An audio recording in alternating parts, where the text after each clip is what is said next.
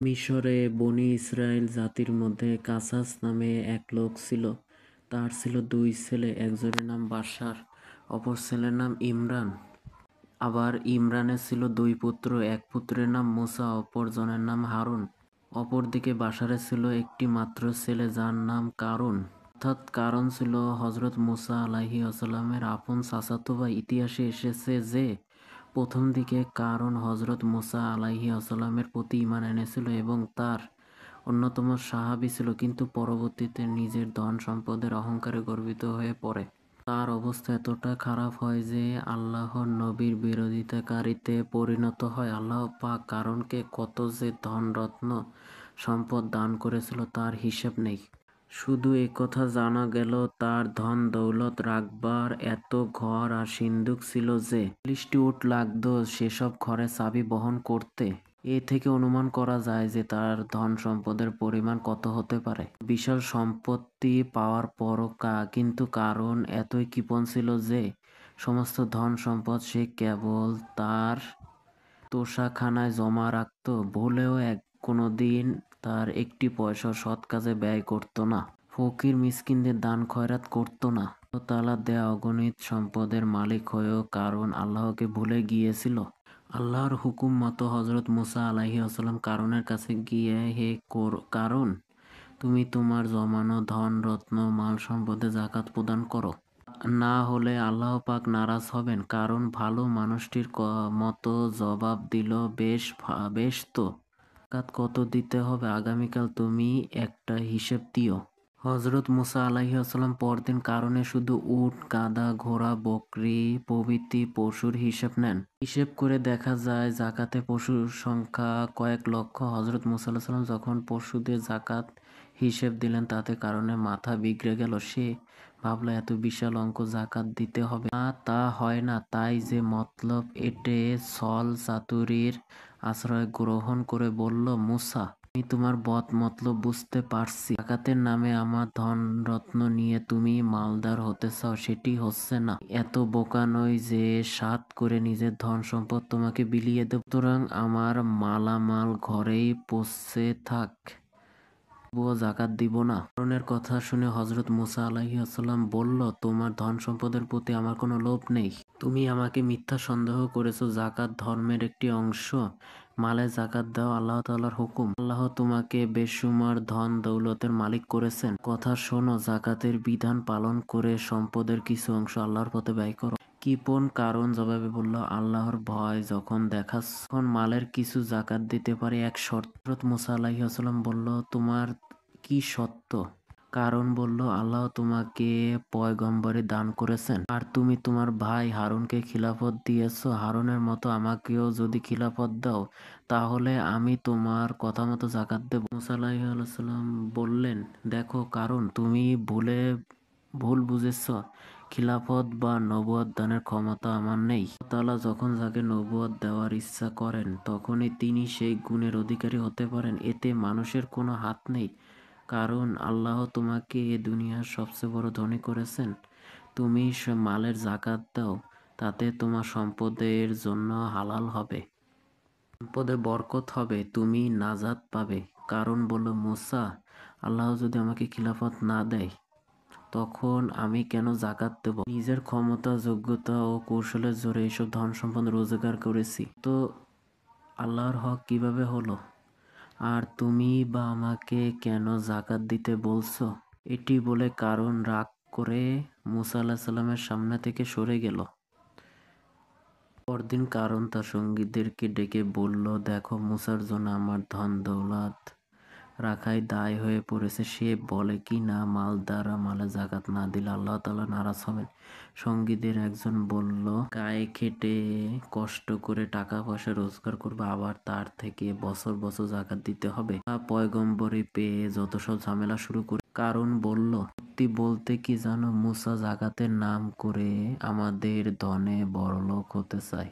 তা শুনে সঙ্গীরা বলে ওঠে, ঠিক ঠিক, মতলব ভালো না, এর একটা বিহিত করতেই হবে। সঙ্গীদের একজন বলল, আমিও তাই বলতে চেয়েছি, মুসার বিরুদ্ধে আমাদের রুখে দাঁড়াতে হবে। আল্লাহ তাআলা নবী বলে তাকে আর আশকারা দেওয়া ঠিক নয়। আমার মতে মুসাকে দুনিয়া থেকে সরিয়ে ফেলাই উচিত। অন্যজন বলল, আমার মতে খুন খারাপই দরকার নেই, ঝামেলা করতে গেলে বিপদেও পড়তে পারে। সে জনসমাজে তাকে এমনভাবে জব্দ করতে হবে যাতে সে লজ্জিত হয়ে দেশ ছেড়ে পালিয়ে যায়। সঙ্গীর কথা শুনে কারণ বলল, তোমার পরামর্শটা মন্দ নয়, এখন তুমি এর একটা ব্যবস্থা করবে। মুসা আলাইহিসসালামকে জব্দ করা যায় এবং চাপে বেড়ে এই দেশ ছেড়ে যেন অন্যত্র চলে যায়। কারণের হুকুম পেয়ে সঙ্গীটি একটি অসৎ চরিত্রের মেয়েকে লোভ দেখিয়ে ডেকে নিয়ে এলো। তাকে অনেক গহনা টাকা দিয়ে বলল, ধনপতি কারণের জন্য তোমাকে একটা কাজ করতে হবে। মুসা যখন সবাই ওয়াজ নসিহত করতে উঠবে তখন আমরা তাকে চরিত্রহীন বলে ঠাট্টা করব। তুমি বলবে, হ্যাঁ এ কথা সত্য। বাস এটুকু বলে কাজ সমাধান হয়ে যাবে। এর জন্য দরকার হলে তুমি আরো টাকা পাবে। মেয়েটি চুপ করে রইল, তারপর অনেক বলে কয়ে রাজি করালো। কে কারণ ভাবল, মেয়েটি যদি প্রকাশ্যে মুসার বিরুদ্ধে অভিযোগ করে তাহলে সেই অপরাধের জন্য সমাজে তাকে ঘৃণা করে পরিত্যাগ করবে। আর এজন্য ক্ষোভে মুসা এদেশ ছেড়ে চলে যাবে। তারপর বিকেলে ওয়াজ নসিহতের সভা বসলো। দলে দলে লোকজন এলো হযরত মুসা আলাইহিসসালামের ওয়াজ নসিহত শোনার জন্য। কারণও তার দলবল নিয়ে এলো। সভাস্থল কানায় কানায় ভরে গেল। হযরত মুসা আলাইহিসসালাম ওয়াজ করার জন্য মঞ্চে উঠলেন। তিনি ওয়াজ শুরু করতে যাবেন, ঠিক এমন সময় পূর্ব পরিকল্পনা মত অনুযায়ী মিথ্যাবাদী কারণে লোকজন বলে উঠল, হে মুসা, তুমি চরিত্রহীন। উপস্থিত জনতাকে তারা বলল, তাদের কথা বিশ্বাস না হয় ওই মেয়ে লোকটিকে জিজ্ঞাসা করুন। এই বলে কারণ মেয়ে লোকটিকে দাঁড় করিয়ে দিল। এই কথা শুনে লোকজন তাজ্জব হয়ে গেল। মুসা আলাইহিসসালাম চরিত্রহীন, এটা কি বিশ্বাসযোগ্য কথা? এ বিষয় নিয়ে সভাস্থলে নানা গুঞ্জনে শুরু হয়ে গেল। সবাই মেয়েটির কথা শোনার জন্য তার দিকে দৃষ্টি দিয়ে রইল। হযরত মুসা আলাইহিসসালাম মেয়ে লোকটিকে বললেন, আমার বিরুদ্ধে কি নালিশ আছে বলো। সে যা বলবে আল্লাহ তাআলাকে ভয় করে বলবে। মনে রেখো, আল্লাহ তাআলা সবকিছু দেখেন এবং শোনেন। মুসা আলাইহিসসালামের কথায় মেয়েটির অন্তর কেঁপে উঠল। কারণ তাকে যে কথা শিখিয়ে দিয়েছে আল্লাহ পাকের ভয়ে সে কথা ভুলে গিয়েছে এবং মুখ দিয়ে আল্লাহর কুদরতে এ কথা বের হলো। ভাই সব আপনারা মন দিয়ে শুনুন। ধনপতি কারণ আমাকে লোভ দেখিয়ে মুসা আলাইহিসসালামের বিরুদ্ধে কথা বলতে বলেছিল। এ কথা বলে মেয়েটি কারণে দেয়া গহনাটি ফেলে দিল সভা মঞ্চে।